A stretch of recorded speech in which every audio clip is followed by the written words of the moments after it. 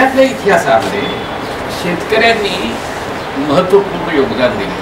जगातली सर्व स्थित्यंतर किंवा भारतीय इतिहासातली सर्व स्थित्यंतर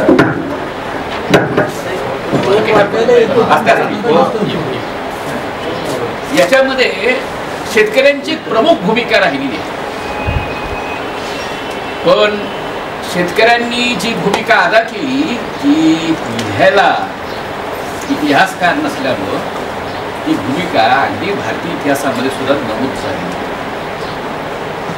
परंतु जे स्थित्यंतर घडतात त्या स्थित्यंतराच्या पाठीमागं शेतकरी एक मध्यवर्ती शक्ती राहिलेली आहे याचं भान आपण ठेवलं. कॅथरीन गॉग नावाच्या एक अभ्यासिका आहेत. त्यांनी भारतामधल्या शेतकरी आंदोलनाचा अभ्यास केला. वेगवेगळे 66 आंदोलन त्यांनी अभ्यास केले आणि त्यातून त्यांनी 5 प्रकारच्या आंदोलनाचे चौकटी दिली. ते म्हणाले की 5 प्रकारचे आंदोलन झाली वसाहत काळामध्ये. एक आंदोलन आहे ते म्हणजे की साधारणतः पूर्वीची व्यवस्था पुन्हा स्थापित करण्याचे प्रयत्न झाले. उदाहरण तुम्हाला सगळ्यांना माहिती आहे की 1857च्या बंडामध्ये जी एका अर्थानं जुनी जी मुघलांची सत्ता होती ती पुन्हा प्रस्थापित झाली पाहिजे असा प्रयत्न शेतकऱ्यांनी केला. अवधमध्ये मोठ्या प्रमाणात 1.5 लाख शेतकरी हे वसाहतवाद्यांच्या गोळ्यांना बळी पडले. म्हणजे कमी संख्या नव्हती. शेतकरी सुद्धा 1857च्या बंडात सामील झाले. ते पुन्हा एकदा जुनी व्यवस्था आहे ती चांगली, ही व्यवस्था वाईट आहे या अर्थानं हे लढे जे आहेत ते लढे झाले. धार्मिकतेनं प्रेरित लढे झाले. धार्मिक भावना जे आहे त्या धार्मिक भावनेच्या परिघात हे लढे झाले. हे लढे जे झाले हे लढे हे प्रामुख्यानं सामाजिक दरोडेखोरीच्या अंगाने झाले. आणि तुम्हाला सगळ्यांना माहिती आहे की एक सगळ्यात महत्त्वाचं जे काही कादंबरी अण्णाभाऊ साठेंनी लिहिली फकीरा, त्याच्यामध्ये पश्चिम महाराष्ट्रामध्ये साधारणतः जे लढे झाले, बंड झाली, ती बंड शेतकऱ्यांची बंड होती. कारण या सगळ्या दरोडेखोरांना शेतकऱ्यांनी साथ दिली. दुसरी जी बंड आहेत ती बंड काहीशी एका अर्थानं व्यवस्था नाकारणारी बंड या स्वरूपात. आता ही जी बंड आहेत या बंडाचं नेमकं जे काही क्लासिफिकेशन आहे ते कसं करावं या संदर्भामध्ये एक महत्त्वाचे अभ्यासक आहेत ज्यांनी एक छोटी पुस्तिका, छान पुस्तिका लिहिली सुमित सरकार. आणि त्यांनी म्हटले की प्राथमिक आणि दुय्यम असे 2 प्रकारचे प्रकार करा आणि त्यानुसार जे जुन्या विचारसरणीच्या चौकटीत झाले ते आणि जे नव्या विचारसरणीच्या चौकटीत झाले ते अशा 2 प्रकारे. प्राथमिक हा शब्द प्राथमिक अर्थात नाही, तो जुन्या पारंपरिक विचारसरणीच्या प्रभावाखाली झालेली बंड आणि नव्या विचारसरणीच्या प्रभावाखाली झालेली बंड अशा 2 प्रकारे आपण त्याकडे बघतो. तुम्हाला मी उल्लेख केला की जगभराच्या इतिहासामध्ये स्थित्यंतर घडवण्यामध्ये शेतकरी होते आणि त्यामुळं इतिहास बदलला. पण याबद्दल एक आफ्रिका खंडातल्या शेतकऱ्यांच्या लढ्याचा अभ्यास करणारा इतिहासकार म्हणतो की हे सगळी परिवर्तन करताना शेतकऱ्यांच्या पाशी बदलाचा आकृतीबद्ध नव्हता आणि त्यामुळं फक्त सत्ता बदल म्हणजे राजा बदलणं यासाठी ही बंड उपयोगी ठरली. आणि राजाला पदच्युत करण्यापर्यंतच शेतकरी बंडांनी आपलं जे यश आहे ते सिद्ध केलं. काही विषय खरं आहे. जगात जेव्हा जेव्हा राजकीय स्थित्यंतर घडली त्या राजकीय स्थित्यंतराच्या पाठीमागं शेतकरी मोठ्या संख्येनं सामील झाले, बदल घडले. पण त्यांच्यापाशी बदलाचा व्हिजन, बदलाचा हा नव्हता आणि त्याची तुम्हाला वेगवेगळ्या इतिहासातल्या घटनांमध्ये तुम्हाला त्याची माहिती मिळते. त्यामुळे सगळ्यात महत्त्वाची गोष्ट आहे की शेतकऱ्यांच्या बंडाच्या एकंदरीतच कृतीमागं काही वैचारिक आकृतीबंध आहेत का आणि हे वैचारिक आकृतीबंध या अनुषंगानं वासातिक कालखंडामध्ये राष्ट्रवाद ही विचारसरणी आली आणि शेतकऱ्यांनी जे बंड केली, शेतकऱ्यांनी जे एका अर्थानं लढे दिले ते वासातिक सत्तेच्या विरोधामध्ये राष्ट्रीय ज्याला म्हणता येईल ती सत्ता प्रस्थापित करण्यासाठी. मग तुम्हाला सगळ्यांना माहिती आहे की सत्यशोधक विचारसरणी आली. सत्यशोधक विचारसरणीच्या प्रभावाखाली लढे लढले. तुम्हाला सगळ्यांना माहिती आहे कम्युनिस्ट विचारसरणी आली. कम्युनिस्ट विचारसरणीच्या प्रभावाखाली लढे लढले. आणि तुमच्या लक्षात येईल की या प्रकारचे लढे वेगवेगळ्या ठिकाणी लढले गेले आणि त्याच वेळेला अगदी राष्ट्रीय चळवळीच्या एकंदरीतच प्रभावाखाली धार्मिकतेनं प्रेरित लढे लढले गेले. किंवा धार्मिकतेचा प्रभाव असलेले लढे राष्ट्रीयतेच्या कुशीमध्ये सातत्यानं लढले गेले. तुम्हाला कदाचित माहिती असेल की संपूर्ण प्रतापपूर हा जो एरिया आहे त्याच्यामध्ये बाबा रामचंद्र नावाचे एक साधू महाराष्ट्रातून तिथं गेले होते आणि ते रामायणाच्या परिभाषेत बोलायचे. अख्खा शेतकरी वर्ग त्यांच्या त्या रामायणाच्या प्रतिमानानं वसाहतवादाच्या चळवळीमध्ये उतरलेला होता तेव्हा. आणि ते त्या कालखंडात गांधींचे अनुयायी होते. तेव्हा आपल्या लक्षात असेल की या सगळ्या बंडांच्या एकंदरीतच सक्रिय पाठीमागं काही प्रमाणामध्ये हा धार्मिकतेचा प्रभाव होता. या पाठीमागं वेगवेगळ्या विचारसरणी होत्या आणि याचा एक साधारणतः आपण या आपल्या चर्चेमध्ये विचार करणार. तो का विचार करणार त्याची आपण नंतर कल्पू. पहिला आणि अत्यंत महत्त्वाचा मुद्दा की आपण इतिहासाकडे का आलो. तुम्ही आत्ता या क्षणाला जी एक चर्चासत्र घेतलंय ते दिल्लीमध्ये जो दीड वर्ष तुम्ही जे आंदोलन केलं त्या आंदोलनाच्या पार्श्वभूमीवर आणि एक अभूतपूर्व अशा प्रकारचा लढा लढला गेला आणि काही प्रमाणात का विना भारतामधल्या शेतकऱ्यांचं ऐक्य प्रस्थापित करण्यात दोन संदर्भ आहेत. एक म्हणजे 3 कायदे, 3 काळे कायदे. त्याला काळे म्हणायचं की नाही म्हणायचा वेगळा मुद्दा. ब्लॅक हे व्हाईट नसतं, जुलमी कायदे. तर हे कायदे जुलमी कायदे आणि दुसऱ्या बाजूला आपली सगळ्यांची एकता. सगळ्यात महत्वाची गोष्ट ज्या सूत्रानं कम्युनिस्ट चळवळीनं किंवा मार्क्सवादाने शेतकरी आंदोलन केलं त्यातला सगळ्यात महत्वाचा मुद्दा आहे वर्गवाद. आणि आपल्या समोरचा प्रश्न असा आहे की खरोखरच भारतात शेतकऱ्यांच्या प्रश्न धसाच लावायचा असेल किंवा शेतकरी मुक्तीचा लढा आपल्याला पुढे न्यायचा असेल तर हे वर्गभान शक्य आहे का. आणि हे वर्गभान निर्माण होण्यामध्ये नेमके काय पेच आहेत यासाठी आपण इतिहासाकडे चालू. म्हणजे आज आपण जी चर्चा करणार आहोत ती फक्त पांडित्यपूर्ण चर्चा करावी असं मताचं मी नाही. तपशील खूप सांगता येतील, खूप बोलता येईल, परंतु मुख्य मुद्दा मी जो आज चर्चा करणार आहे तो या अर्थानं की हे वर्ग म्हणून असणारं भान, ही वर्गीय एकता ही निर्माण होण्यामध्ये भारतात काय पेच. दुसरा महत्वपूर्ण मुद्दा की जो यांत्रिक चौकटीमध्ये मार्क्सवादी विचार म्हणून आपण स्वीकारतो. बाबासाहेब आंबेडकरांचं एक अतिशय महत्वाचं टिपण आहे, 5वा खंड आहे. कॉम्रेड पाटलांनी 5वा खंड अनेक वेळा उद्धृत केलाय. त्या 5व्या खंडामध्ये अस्पृश्यांना इशारा या नावाचं टिपण आहे आणि त्याच्यामध्ये त्यांनी अत्यंत महत्वाचा इशारा दिलाय. त्यातले तपशील सोडून द्या, 2 महत्वाचे मुद्दे आहेत. ते म्हणजे की भांडवली परिवर्तनानं पारंपरिक असणाऱ्या व्यवस्था, सरंजामी व्यवस्था नष्ट होतील आणि परिवर्तन होईल. असा जो एक विशिष्ट ग्रह आहे, यांत्रिक ग्रह आहे, तो चुकीचा आहे. आणि दुसरी गोष्ट मी सांगितली की विवेकवाद म्हणजे तुम्ही विवेकानं विचार करायला लागलात की परिवर्तन होईल, हेही शक्य नाही. आणि त्याचे उदाहरण दिलं की ब्राह्मण सर्वात जास्त शिक्षित आहेत, असं असताना सुद्धा ते अस्पृश्यता नष्ट करू इच्छितात का असा प्रश्न त्यांनी त्यावेळेला उपस्थित केलेला आहे त्या टिपणात.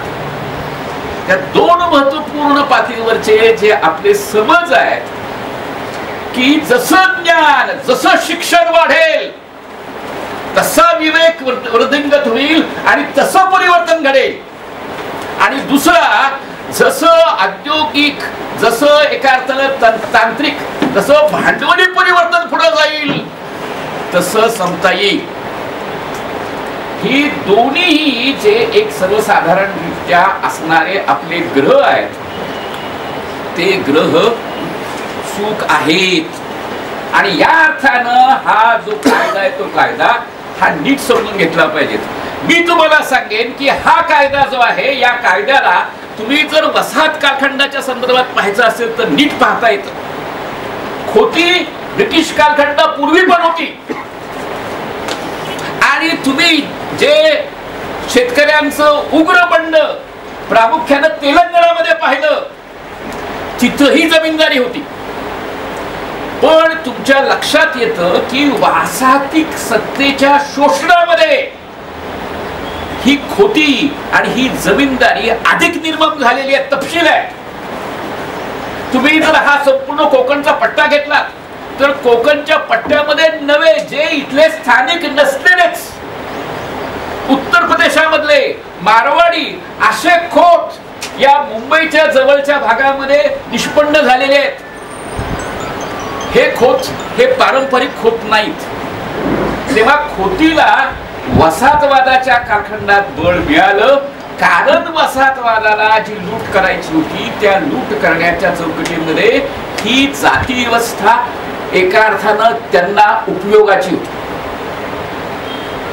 नीट समजून घ्यायचा प्रयत्न करा. जाती व्यवस्था ही वासातिक शोषणामध्ये उपयोगी असल्या कारणामुळं वसाहतवादी एका अर्थानं ज्यांना भांडवली म्हटलं जातं आणि भांडवलशाही साम्राज्यवाद घेऊन ते आलेले आहेत असं म्हटलं जातं, त्यांनी प्रामुख्यानं भारतामध्ये ही जी ज्याला सरंजामी म्हणता येईल, ज्याला तुम्ही एका अर्थानं सरंजामी म्हणण्यामध्ये समजून घेता, ती खऱ्या अर्थानं असलेली जाती पायावरची सरंजामशाही जी आहे त्या सरंजामशाहीचं एका अर्थानं टिकून ठेवलेली आहे, ती चालू ठेवलेली आहे आणि तिला कडक करण्याचा प्रयत्न केला. त्याचं सगळ्यात महत्वाचं कारण आहे ते नीट समजून घ्या.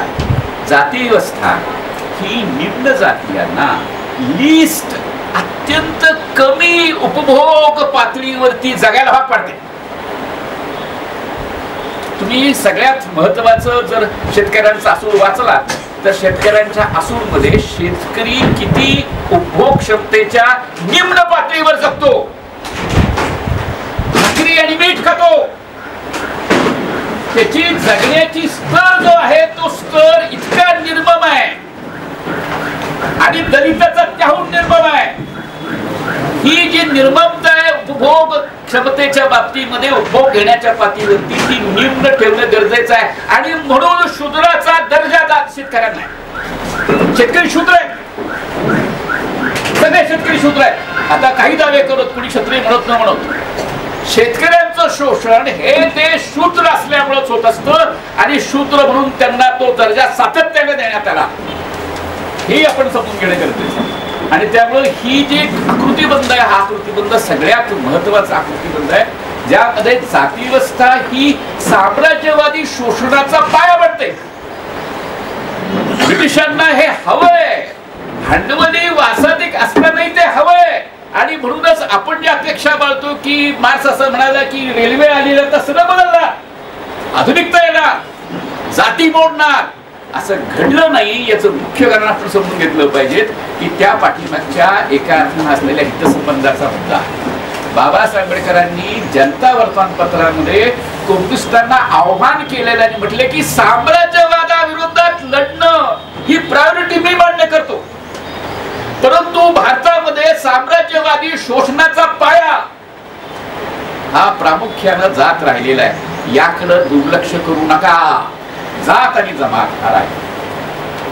या अर्थानं सगळ्यात महत्वाचं योगदान जे या सिद्धी प्रश्नाच्या अभ्यासामध्ये महात्मा फुले देतात ते आपण मान्य केलं पाहिजे. महात्मा फुल्यांचं पहिलं ग्रंथ जो आहे तो ग्रंथ गुलामगिरी हा ग्रंथ. त्याचं खास वैशिष्ट्य काय असेल तर त्यांनी प्रामुख्यानं जातीची गुलामी व्याख्यान केली आणि हे अत्यंत महत्वाचं योगदान समजून घ्या. त्यांनी गुलामी हा शब्द जाती व्यवस्थेच्या शोषणासाठी वापरलेला आहे आणि हा नीट समजून घ्यायचा प्रयत्न करा.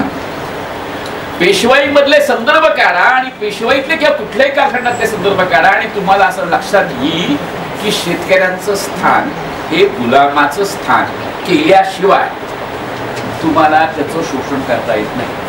आणि सर्वसाधारणरित्या मी समजून घ्यायचा प्रयत्न करा की हा सत्ता संबंध जो असतो की कोण श्रेष्ठ आणि कोण कनिष्ठ, कोण अधिकारी आणि कोण आज्ञा घेणारा, हे ठरवण्यासाठी एक सूत्र काम करतं. ते तुमच्या माझ्या आत्मकल्पनांच्या चौकटीत काम करतं. मी पिता आहे म्हणून माझा मुलगा माझा ऐकतो, ही पितृसत्तेमधली एका अर्थानं सत्ता संबंधाची चौकट आहे. कुटुंबाच्या पितृसत्तेमध्ये ती काम करते. आणि जाती व्यवस्थेमध्ये जेव्हा शेतकरी हा सावकाराकडे जातो तेव्हा सावकार कोण असतो? फुल्यांच्या भाषेमध्ये मायबाप, पालक असतो आणि तो पाल्य असतो. तुम्हाला सगळ्यांना वर्णव्यवस्थेची भाषा माहितीये. कास्ट अनिशुद्ध कास्ट मध्ये बाबासाहेब असं म्हणतात की 3 वर्ण जे आहेत ते 3 वर्ण हे पालक आहेत आणि शूद्र पाल्य आहे.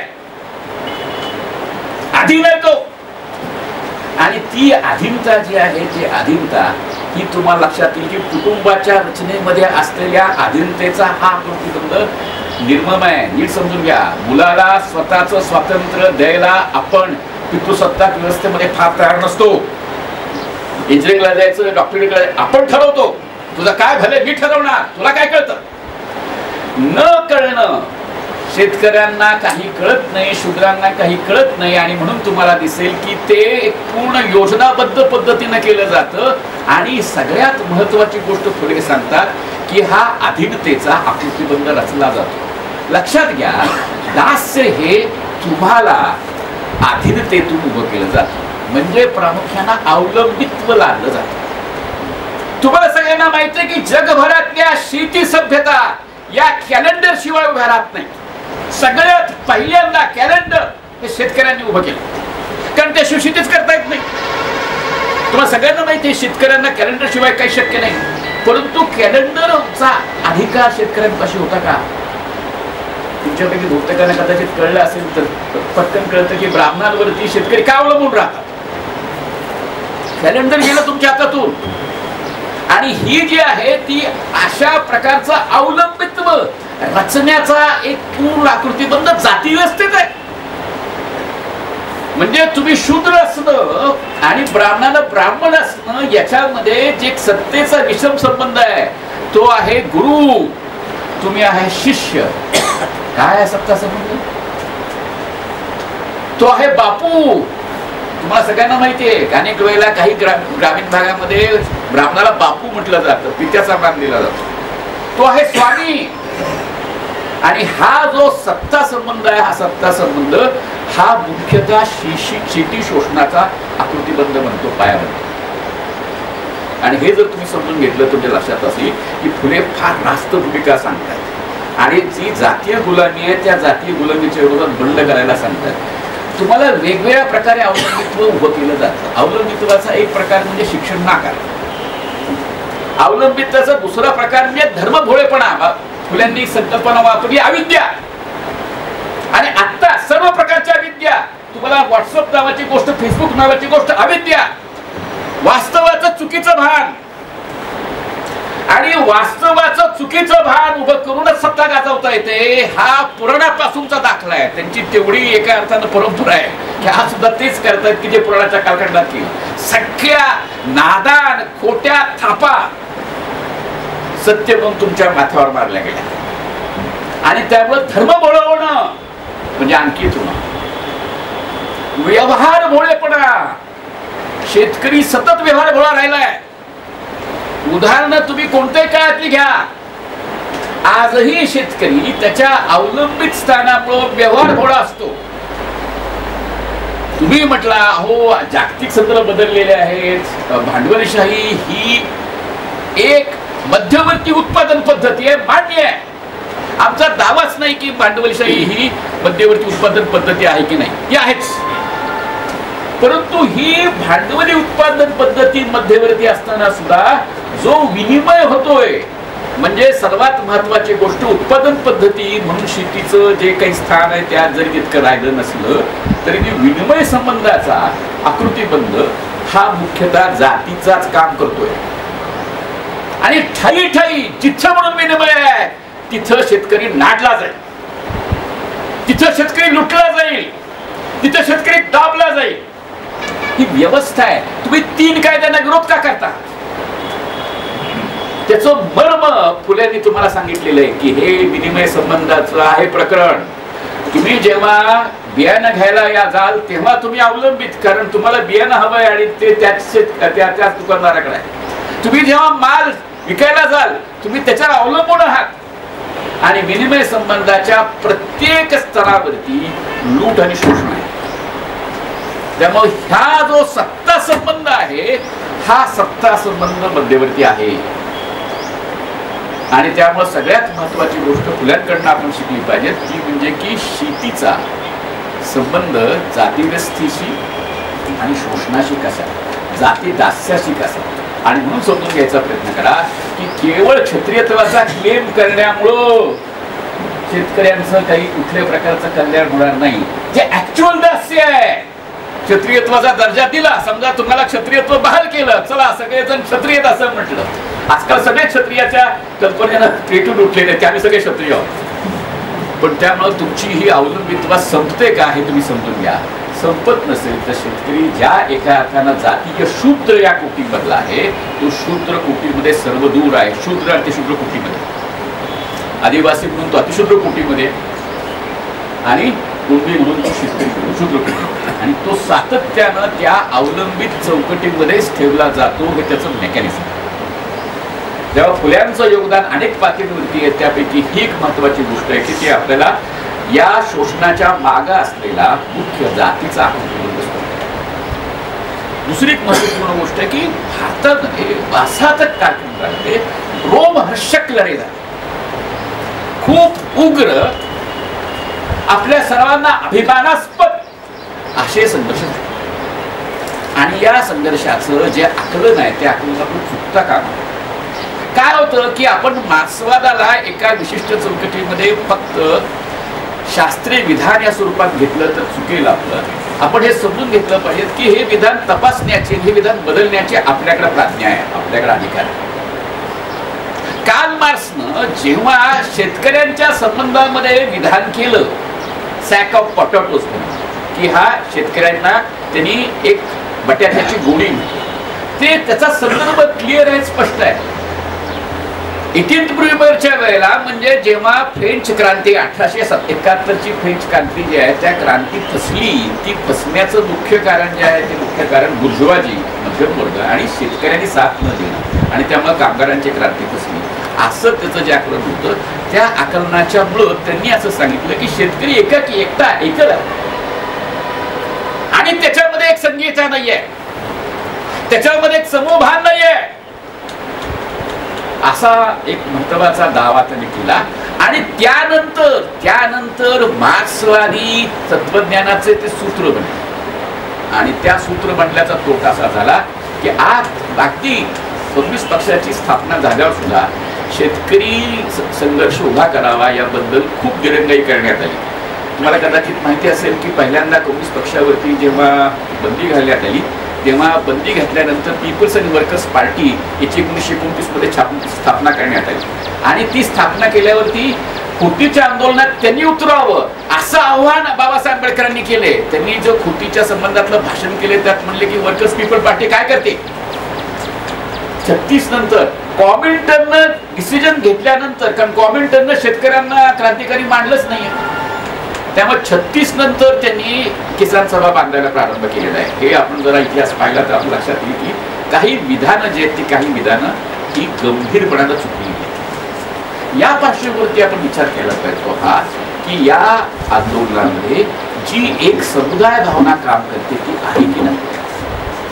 तुम्हाला मी क्लिअरली सांगेल की मार्क्सचं हे आकलन हे भारतासंबंधात नाही, त्यामुळे सगळ्या ठिकाणी मार्क्सचं सार्वत्रिक आकलन बरोबर आहे असं म्हणणं चूक आहे. भारतामध्ये शेतकरी जात जमातीय समुदाय भावनेमध्ये सातत्याने इतिहासाच्या वेगवेगळ्या टप्प्यांवर जेव्हा जेव्हा विग्रह निर्माण झालेले आहेत त्या विग्रहामध्ये जात जमातीय संघर्षामध्ये आहे. अगदी महादेव कोळी असतील, भिल्ल असतील, या सर्वांनी आपापल्या जमातीय चौकटीमध्ये संघर्ष केले. शेतकऱ्यांनी आपल्या आपल्या एका अर्थाला जातीय परिघामध्ये संघर्ष केलेत. 1875 मध्ये दख्खनचा दंगा झाला, फार महत्वाचा दंगा आहे.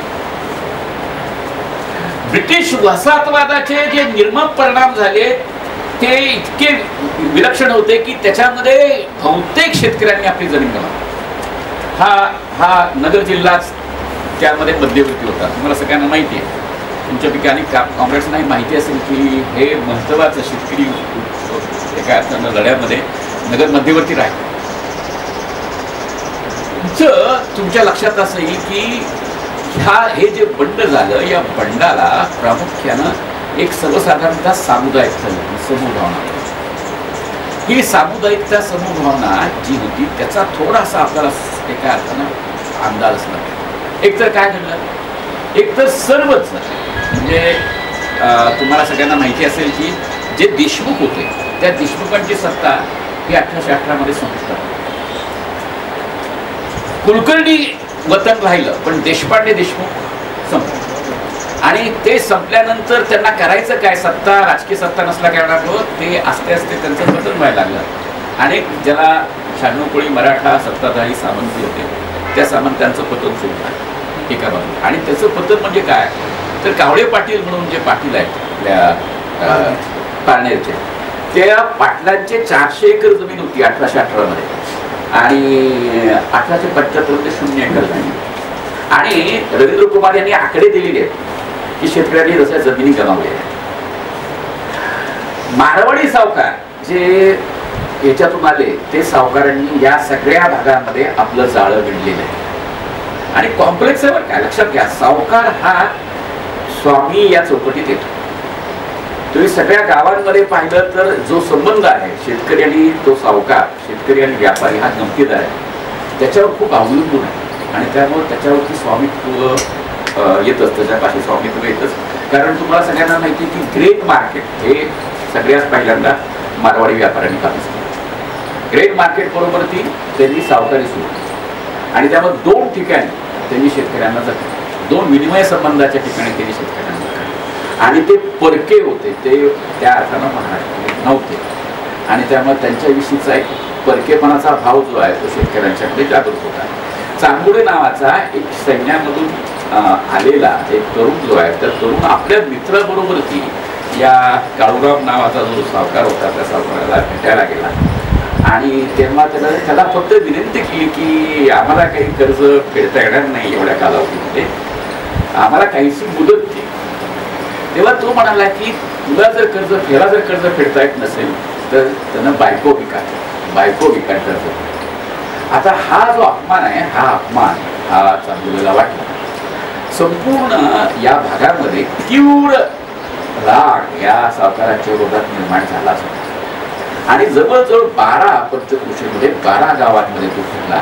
आणि 12 गावातल्या सर्व लोकांनी त्या काळूरामच्या पारनेरच्या समोर गर्दी केली. आणि त्याच्या घरामध्ये असलेले सगळे कर्जरोखे आहेत ते कर्जरोखे आणले, जाळून टाकले. आणि तिथून हा जो बनवा आहे तो लढ्याचा बनवा पसरला. हा बनवा पारनेरच्यावरच नगरचा काही भाग, सातारचा काही भाग आणि पुण्याचा काही भाग इथपर्यंत विस्तारला. आता हा इथंच का विस्तारला, पुढं का गेला नाही, हे समजून घ्यायचं असेल तर बारकावे आपल्याला माहिती असलं पाहिजे.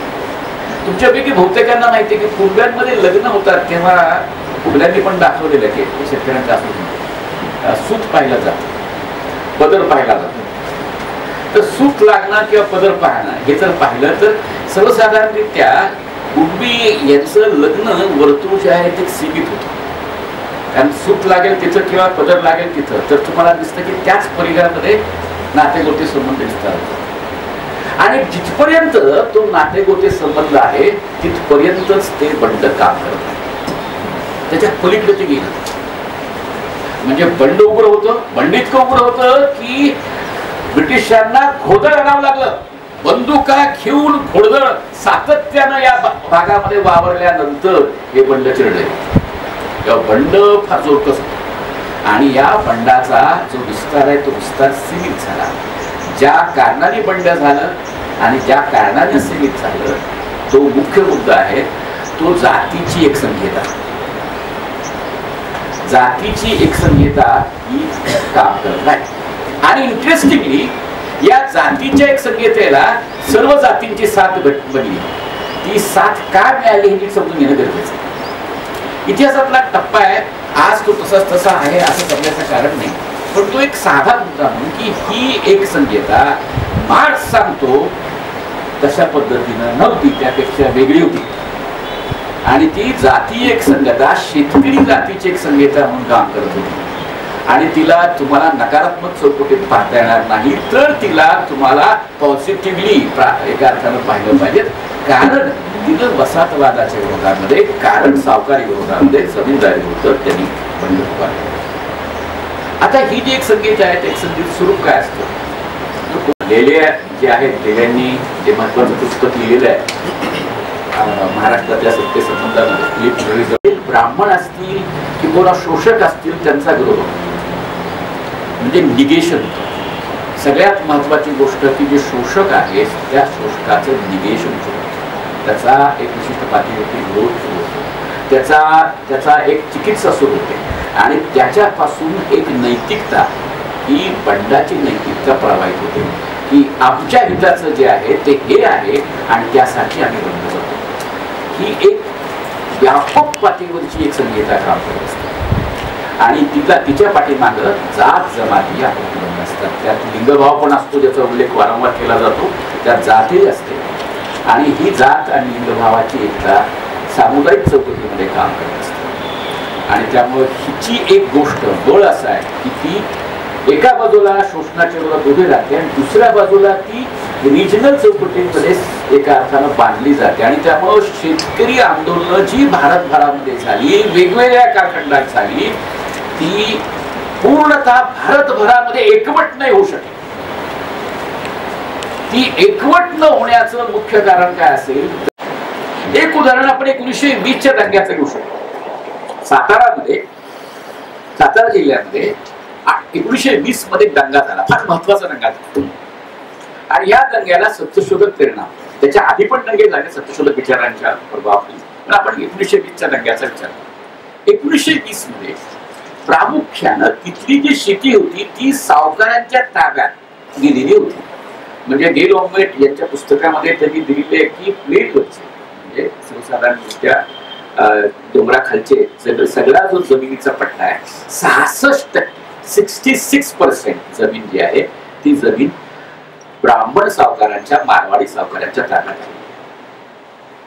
इतक्या मोठ्या प्रमाणात जमिनीचं एकीकरण. आणि अर्थातच हे कुणीही जरी राजल्यांना वाटलं, जरी वसाहतवाद्यांना वाटलं की उद्यमशील शेतकरी बनतील, मारवाडी आणि ब्राह्मण सावकार कधीही शेती करण्यासाठी उत्सुक आणि त्यांनी ती शेती त्याच कुळांना करायला दिली. अर्थातच त्यापासून त्यांनी जे एका अर्थानं घेतलेलं प्रमाण आहे ते फार वाईट आहे. म्हणजे 6वा हिस्सा या शेतकऱ्यांना बटाईनं दिला जायचा, 4था हिस्सा दिला जायचा, काही ठिकाणी 3रा हिस्सा दिला जायचा. हे जे बंड झालं हे बंड सत्यशोधक विचारांच्या चौकटीत झालं, सत्यशोधक तमाशांचा प्रभाव पडून झालं. गावागावात सत्यशोधक तमाशे झाले, सत्यशोधक जलसे झाले आणि लोकांनी बंड केलं. ते बंड प्रामुख्यानं आर्धी म्हणजे आम्हाला आर्धीनं शेत कसता आलं पाहिजे अशी मागणी करून झालं आणि त्यांनी त्या कालखंडात हा संप केला. या पाठीमागं सत्यशोधक विचारांची चौकट होती. आणि म्हणून तुम्हाला सांगतोय की आधीची बंड जी होती त्या बंडाला विचारांचा आकृतीबद्ध नसल्या कारणामुळे फक्त राजसत्ता बदलू शकते किंवा बदलली तर बदलली नाही तर नाही, परंतु यामध्ये मात्र निश्चित पातळीवरचा प्रोग्राम बनतो, निश्चित पातळीवरच्या मागण्या पुढे येतात, निश्चित पातळीवरचं परिवर्तन पुढे येतं. आणि हे निश्चित परिवर्तन जे आहे ते परिवर्तन आपल्याला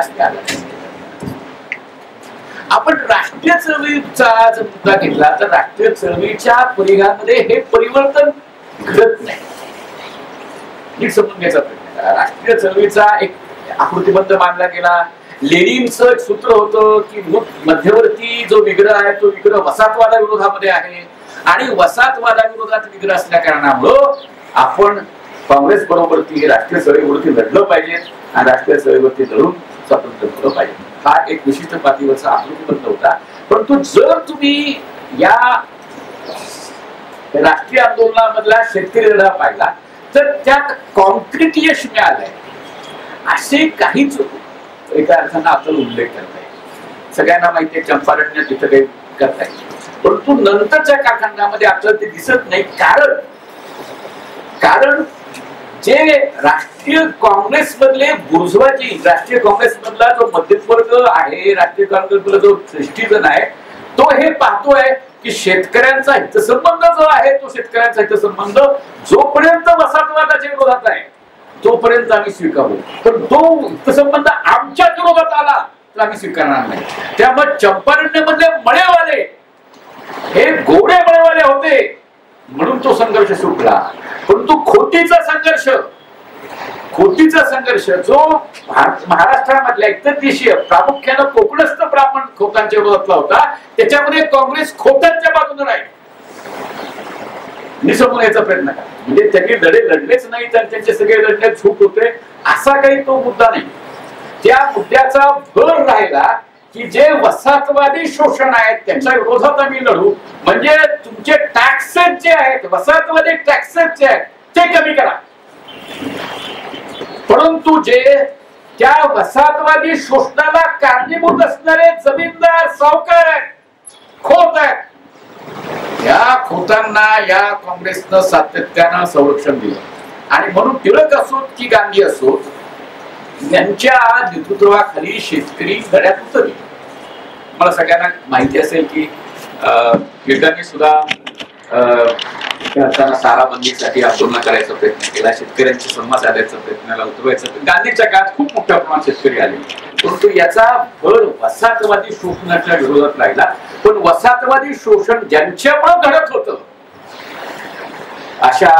अशा इतर देशीय शोषकांच्या विरोधामध्ये ते अजिबात पुढे आले नाही. या अर्थानं शेतकरी आंदोलनाला नियंत्रित करणं हाच महत्वाचा मुद्दा राहिला. तुम्ही थक्क व्हा, तुम्ही आश्चर्यचकित व्हा. अहिंसा म्हणजे काय असा तुम्हाला प्रश्न विचारला तर तुम्ही उत्तर द्याल की हो, हिंसा करू नये म्हणजे अहिंसा. बरोबर बरोबर. गांधींनी हरिजन मध्ये 20 पॉइंट लिहिले. अहिंसा म्हणजे काय, आणि हे जे पॉइंट आहेत हे पॉइंट म्हणजे दुसरं तिसरं काही नसून शेतकऱ्यांनी जमीनदारांवरती हल्ले करू नयेत याचे तपशील.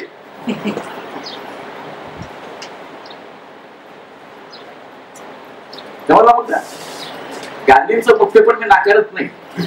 तुम्हाला हे समजणं गरजेचं आहे की जेव्हा राष्ट्रीय चळवळीत शेतकरी सामील झाले आणि आपण लेनिनचा दाखला घेऊन म्हटलं की नाही नाही मध्यवर्ती वेगळं फक्त आणि फक्त वसाहतवाद आहे आणि आपण आता लढलं पाहिजे, त्या परिघामधलं जे राजकारण आहे ते शेतकरी मुक्तीचं होतं. तर ते प्रामुख्यानं भारतामधल्या स्थानिक असणाऱ्या उच्चभ्रूंच्या हेजेमनीचं प्रभुत्वाचं राजकारण होतं. हे आपण विसरून चालणार नाही. त्याची जर मूल्यमापन आपण करतोय त्यामध्ये हे विसरून चालणार.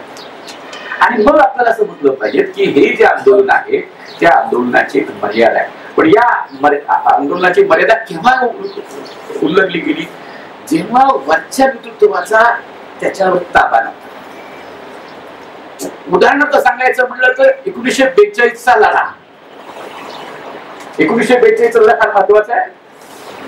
1942 मध्ये जे कम्युनिस्ट पार्टीचे नेते होते उच्चभ्रू, त्यांना वरतुनादेश आला की आता रशिया जो आहे तो रशिया याचं म्हणणं असं आहे की आपल्याला लढाईमध्ये उतरायचंय.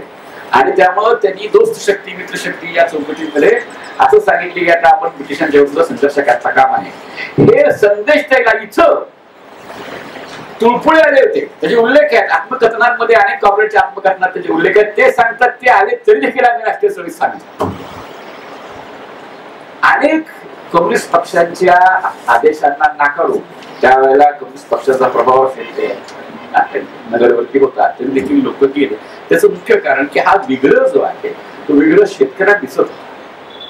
आणि शेतकरी विशेष करून जेव्हा वरच्या नेतृत्वाच्या, विशेषतः काँग्रेसच्या नेतृत्वाच्या शिवाय लढले तेव्हा त्यांनी मूलगामी बदलले. तुम्ही प्रति सरकारचा कार्यक्रम बघा, प्रति सरकारच्या कार्यक्रमामध्ये अस्पृश्यता नष्ट करण्याचा प्रयत्न झाला. सावकारांकडनं, मराठा सावकार आहे, मराठा सावकारानं बलुतदार जातीच्या एका माणसाची 2 एकर शेत जमीन बळकावली. लोक न्यायालयामध्ये त्याला शासित करण्यात आलं. 2-3 एकर जमीन जे परत करायला. तुम्हाला असं दिसेल की मूलगामी सामाजिक परिवर्तनाचा आकृतीबंध हा सातारच्या प्रति सरकारामध्ये तुम्हाला ठाई ठाई दिसेल. कारण त्या ठिकाणी प्रतिकात्मक गांधी होते. गांधी बाबा की जय, शिवाजी महाराज की जय म्हणून हे लढे झाले. पण गांधी प्रतिकात्मकच राहिले. गांधी विचारसरणी म्हणून नव्हते. त्या पाठीमागे सत्यशोधक विचार आणि एका अर्थाला समाजवादी विचार या दोन्ही विचारांच्या प्रभावाखाली शेतकरी आंदोलनानं काही यश साध्य केलं. म्हणजे बदलाचा आकृतीबंध जो आहे तो बदलाचा आकृतीबंधाच्या पाठीमागं सत्यशोधक योजना असल्या कारणामुळं सत्यशोधक लग्नासारखी गांधी लग्न ही त्यांनी सुरू केलेली आहे. तपशिलात जात नाही. तपशील तुमच्याकडे काही लोकांना माहिती असतील तर सगळ्यात महत्वाची गोष्ट सांगतो ती अशी की सत्यशोधक जिथं जिथं म्हणून राष्ट्रीय चळवळीत होते तिथं तिथं म्हणून काही दूरगामी बदलाच्या शक्यता त्या विचारसरणीमुळे झाल्या. राष्ट्रवादी गांधीवादाच्या किंवा तत्सम विचारसरणी म्हणून नाही. आणि त्याची उदाहरणं तुम्हाला पाहता येऊ शकतात. दुसरा एक महत्वपूर्ण मुद्दा आपण समजून घेतला पाहिजे राष्ट्रीय चळवळीचा आणि एकंदरीतच सत्यशोधक विचारसरणीचा, तो म्हणजे की सत्यशोधक विचारसरणी ही प्रामुख्यानं जातीच्या शोषणाचा मुद्दा न सोडता राष्ट्रीय चळवळीचा. दुसरी महत्वपूर्ण गोष्ट अशी आहे की तुम्हाला विशेष करून जो शेतकऱ्याचा हिंदुस्थान हे पुस्तक जवळ काढलेलं आहे त्याच्यामध्ये आहे की ते वर्गीय शोषणाचा आकृतीबंधही सांगतायत आणि जातीय शोषणाची जी फुल्यांची मांडणी ती सोडत नाही. तेव्हा तुम्हाला जर भारतामधल्या शेतकऱ्यांचा प्रश्न सोडवायचा असेल तर वर्गीय प्रश्नाची साम्राज्यवादाची दखल घ्यावी लागेल हे भारत सत्ताधाऱ्यांनी स्वीकारलेलं आहे. आणि त्यामुळे एक वैशिष्ट्यपूर्ण गोष्ट झालेली आहे आणि डॉक्टर शरद पटलांनी ती नोंदवलेली आहे की फुलेवादी त्यांच्या विकासक्रमानं कम्युनिस्ट झाले. त्यांच्या विकासक्रमानं त्यांच्या तर्काच्या विकासक्रमानं ते कम्युनिस्ट झाले असं त्यांचं विधान. ते फार महत्वाचं विधान होतं. आणि तुम्हाला दिसेल की अनेक जण तेच काय आनंद स्वामी नावाचे जे ज्यांचा चोला हा योग्याचा होता, त्यांचं नावच आनंद स्वामी होते, जे कीर्तन करत प्रवचन करत जे कम्युनिस्ट बनलेले आहेत. त्यांनी लाल डगलेवाल्यांची सेना उभारलेली आहे. पूर्ण महाराष्ट्रामध्ये त्यांनी जलसे केलेले आहेत. शेतकऱ्यांच्या बंडासाठी प्रयत्न केले. दरोडे पण टाकलेले. दरोड्याच्या कारणास्तव त्यांना तुरुंगात टाकले गेलेले आहे. हा पांडेरचाच एका अर्थानं गरीब शेतकऱ्याचा पोरगा नंतर स्वामी झाला आणि सत्यशोधक एका विचारसरणीचा आठवडी उघडला. तुमच्या लक्षात असेल की हे जे स्थित्यंतर घडतंय ते स्थित्यंतर राष्ट्रवादी चळवळीमध्ये स्वतःचा एक अवकाश शोधायचा प्रयत्न ही एक बाब आहे. तिसरा एक लढा जो झाला तो महत्वाचा लढा आहे आणि तो बाबासाहेब आंबेडकरांच्या नेतृत्वाखाली झाला ज्याचा उल्लेख झाला. हे नीट समजून घ्यायचा प्रयत्न करा की बाबासाहेबांची भाषा फुल्यांची भाषा याच्यात साम्य काय नीट समजून घ्या. बाबासाहेबांनी 1929 ला केलेलं भाषण आहे ते फार महत्वाचं आहे. हे दास्य नावाची गोष्ट काय आहे नीट समजून घ्यायचा प्रयत्न करा. आंबेडकर त्या भाषणात सांगतात की खोटा समोर कुणब्यानं लंगोटीतच आलं पाहिजे. कुणबी हा मुंबईत गेला, मुंबईत जाऊन कामगार झाला, आर्थिक स्तर विस्तारला, थोडा बरा झाला. तो चांगले कपडे घालू लागला. पण चांगले कपडे घालून तो गावी आला तर खोटा समोर त्याला चांगल्या कपड्यात जाण्याची परवानगी नव्हती. कुणब्याच्या बायांना गुडघ्याच्या खाली लुगडं नेसायची परवानगी नव्हती. हा खोट कुणब्याच्या घरात परसात फणसाचं झाड असेल, आंब्याचं झाड असेल, कोंबडी असेल त्याची नजर त्याच्या. नीट समजून घ्यायचा प्रयत्न करा. सामंती सत्ता जी असते त्या सामंती सत्तेच्या चौकटीमध्ये एक आकृतीबंध असतो तो म्हणजे काम श्रमिकावरती प्रत्यक्ष ताबा.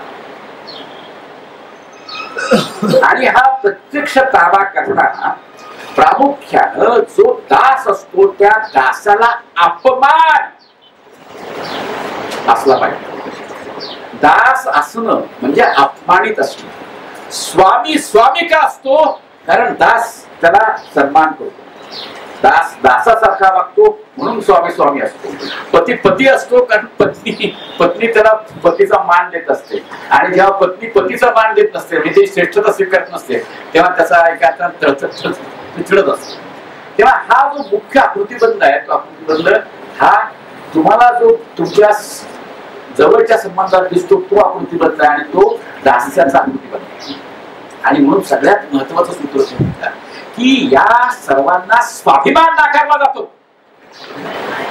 कुणब्याला, शेतकऱ्यांना स्वाभिमान नाकारला जातो. तुमच्यापैकी बहुतेकांना माहिती असेल की अगदी तुम्ही एखाद्या कचेरीत गेला शेतकऱ्याला तर त्याला बसायला खुर्ची पण दिली जात नाही. दुसरा कोणी गेला तर त्याला बसायला खुर्ची दिली जाईल, परंतु शेतकऱ्याला खुर्ची दिली जाते का? त्याचे वस्त्र पेहरावा पाहून त्याला सन्मान दिला जातो का? हे बारकाईनं पाहिलं तर तुमच्या लक्षात येईल की ही जाती व्यवस्थेची चिन्ह संहिता जी आहे दास आणि स्वामीची ही पाळली जाते. आणि म्हणून सगळ्यात महत्वाची गोष्ट जी बाबासाहेब आंबेडकरांनी त्या एकंदरीतच लक्षात केली ती म्हणजे स्वाभिमान. स्वाभिमानाचा जो मुद्दा आहे तो स्वाभिमानाचा मुद्दा त्यांनी प्रकर्षाला पुढे आणला, आणि स्वाभिमानाची लढाई म्हणून त्यांनी सर्व दूर उभी केली. लक्षात घ्या, यामध्ये जातीच्या अनेक बारकावे आहेत. सगळ्यात महत्वाची गोष्ट मला मी सांगू शकतो की प्रामुख्याने जिंजीचा जो खोत होता, जवळ घडलेली घटना होती की त्यानं प्रामुख्यानं जे आगरी होते त्या आगऱ्यांच्या एका अर्थानं कौटुंबिक प्रकरणांमध्ये निर्णय घेतला.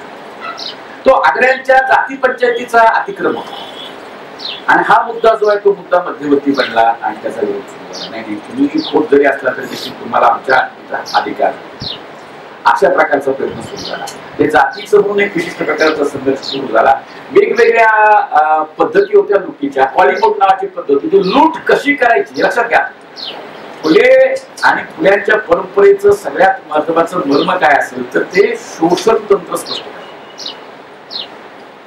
मार्क्सवादाच्या सार्वत्रिक ज्ञानाच्या परिघामध्ये वास्तविक असलेल्या शोषण तंत्राचा उलगडा केला जातो. फुलेवादाचं किंवा आंबेडकरवादाचा वारसा काय आहे की तुम्हाला शोषण तंत्र कसं चालतं याचा उलगडा केला पाहिजे. आणि मग शोषण तंत्राच्या अनेक तऱ्हा हा शेतकरी भात पिकवायचा आणि भात पिकवून सावकाराचं घर भरायचं. आणि जेव्हा साधारणतः जानेवारी फेब्रुवारी यायचे तेव्हा भात संपायचा. भात संपला तर लावणीला वेळ आहे, मग त्या सावकाराकडे जायचं. सावकाराकडनं पुन्हा ते तांदूळ त्याच्याकडनं घ्यायचा. तो तांदूळ घेताना त्याची जी पद्धत होती, तांदूळ घ्यायचा परत करायचा, त्याला पारीमोड पद्धत अशी म्हणतात. म्हणजे 1 पायली 2 पायली 10 पायल्या घेतला तर त्याला परत करताना सुगीवरती 2 पायल्या परत करावा लागायचा. त्याला पारीमोड पद्धत नाही.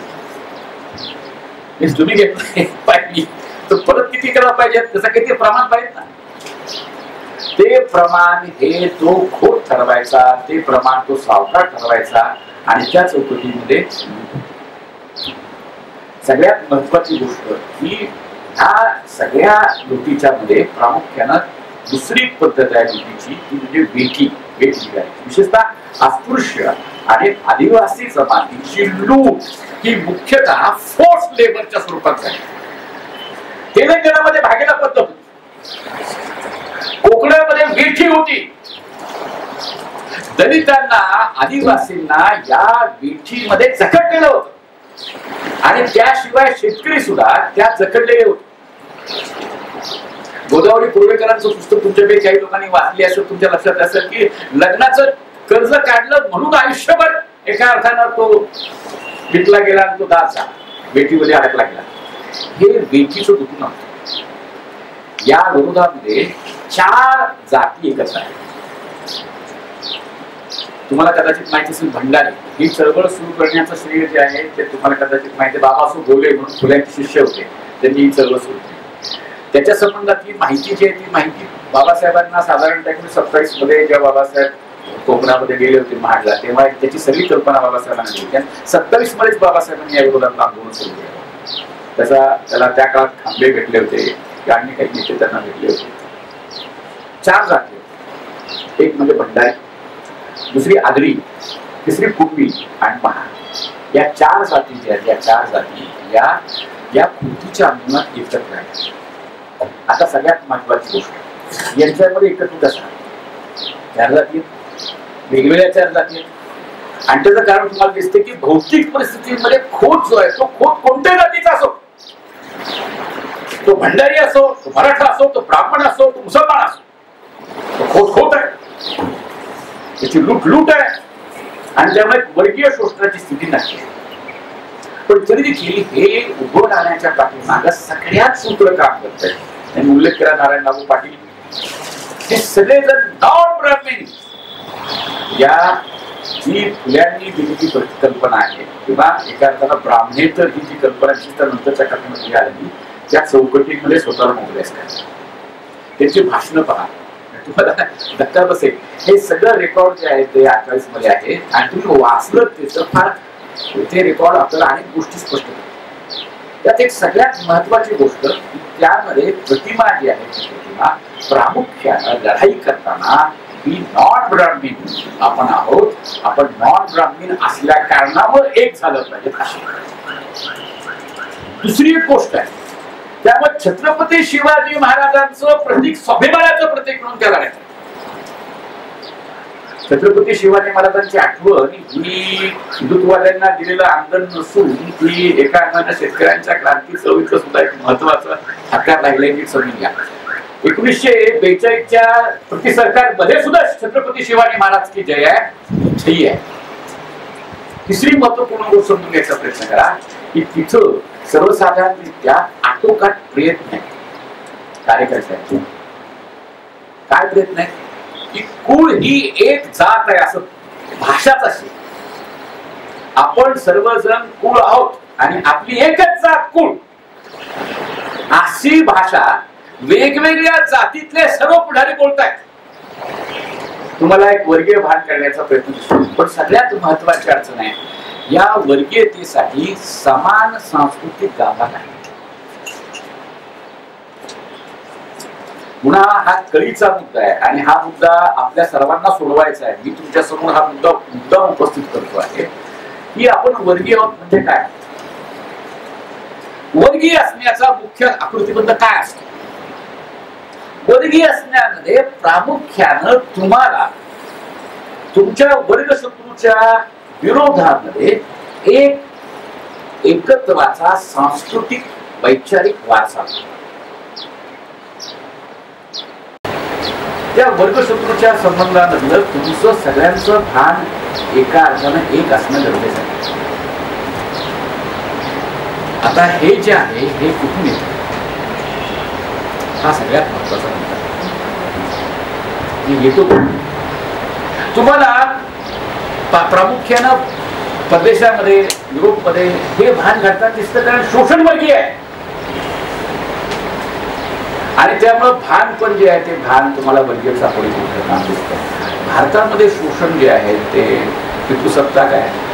भारतातलं शोषण जे आहे ते जाती व्यवस्था आहे. भारतातलं शोषण जे आहे ते जमातींच्या संदर्भात सुद्धा काम करतं. त्याच्यामध्ये परत्वाची कल्पना आहे आणि म्हणून आदिवासींची सगळी बंड वसाहतकालीन बंड टिप्पू म्हणजे परका शाहू या चौकटीत होता दिसतात. ते सर्वांना परका म्हणतात आणि तो विग्रह उभा करतात.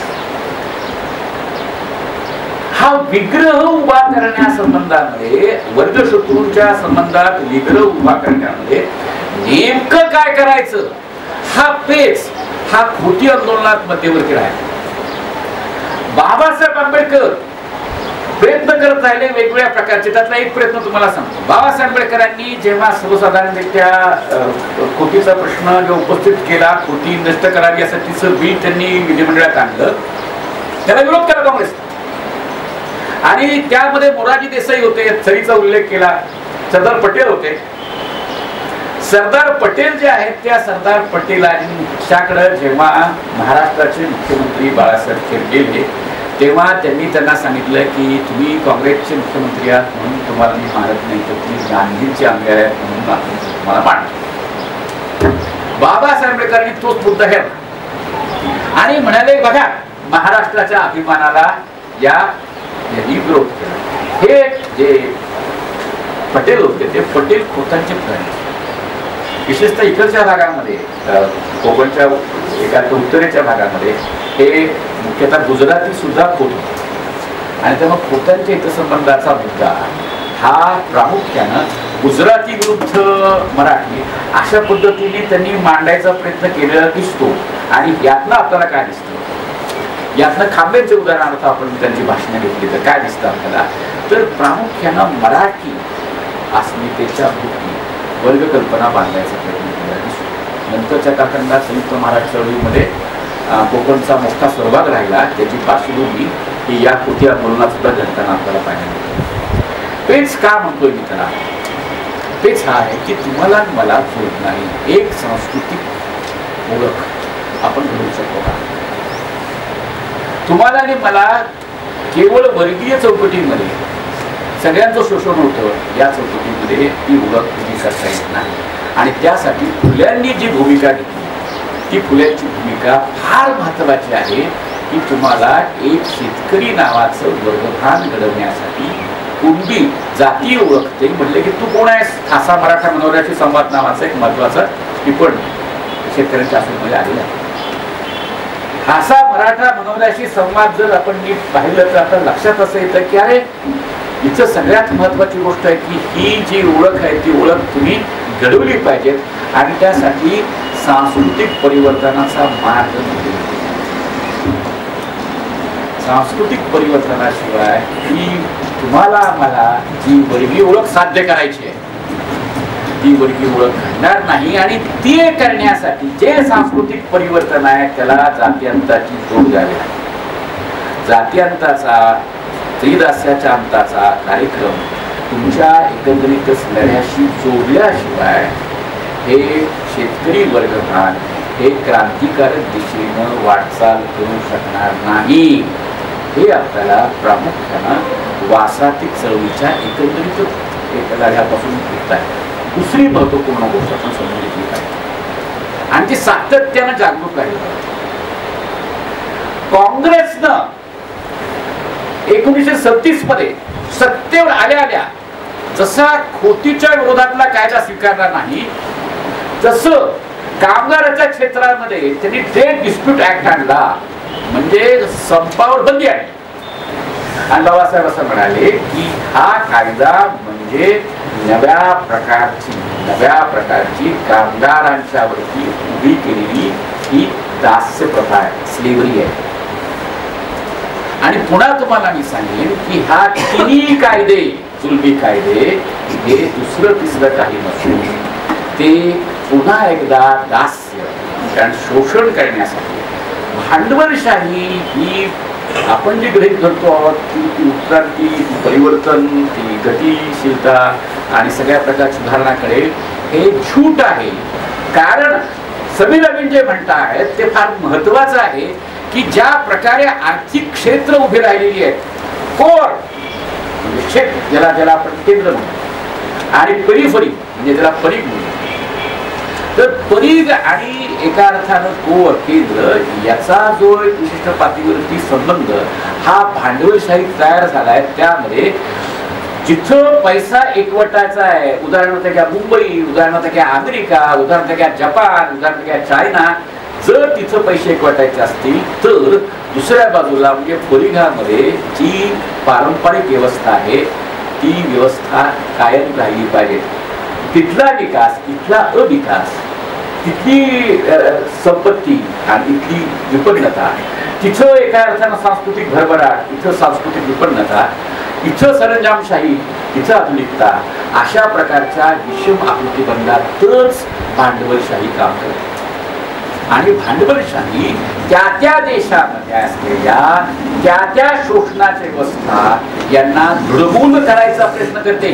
बाबासाहेब आंबेडकरांनी जे महार वतनाच्या संबंधात 3 अग्रलेख लिहिले त्या अग्रलेखामध्ये एक ऑलिव्हर नावाचा एक महत्वाचा विचारवंत कोट केलेला आहे त्यांनी. या ऑलिव्हरनं तो आफ्रिका खंडामधला तो एक गव्हर्नर होता, जमैकाचा गव्हर्नर होता आणि त्यानं अभ्यास केला आणि त्यानं काय पाहिलं त्यानं पाहिलं की भांडवलशाहीचा विकास झाल्या कारणामुळं आफ्रिका खंडातली गुलामी अधिक दृढमूल झालेली आहे. हा ऑलिव्हचा अभ्यास आहे आणि बाबासाहेबांनी तो कोट केलाय. म्हणजे आपल्या लक्षात काय येतं, आपल्या लक्षात असं आलं पाहिजे की ही जी काही भांडवलशाही आहे तिच्या अरिष्टामुळं, तिच्या संकटांमुळं सातत्यानं गुलामी दृढमूल करण्याचे आकृतीबंध एका अर्थानं जास्तीत जास्त विस्तारते आहे. ती कोणत्याही प्रकारे आपल्या सर्व परिवर्तनाचं ध्रुवीकरण करेल आणि तिच्यावरती सर्व सोपून द्यावं, शेतकऱ्यांनी तिच्यावरती सगळ्या कामगारांनी सोपून द्यावं, ही गोष्ट ही मुळातच चूक आहे. भांडवलशाहीवरती तुम्ही काही सोपू शकत नाही.